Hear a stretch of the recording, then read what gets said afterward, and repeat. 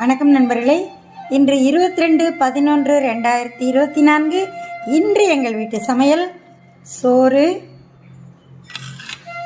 வெண்டைக்காய் சாம்பார்,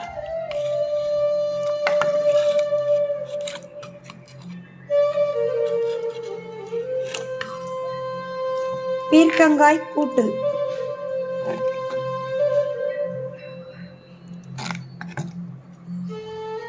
வாழைக்காய் வறுவல்,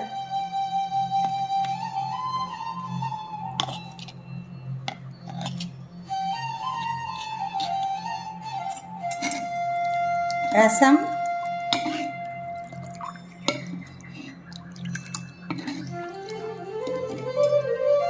பீர்க்கங்காய் தோல் மற்றும் பிரண்டை துவையல் செய்யணும். பிரண்டை நிறைய பேருக்கு தெரியும், தெரியாதவங்களுக்காக காமிக்கிறேன்.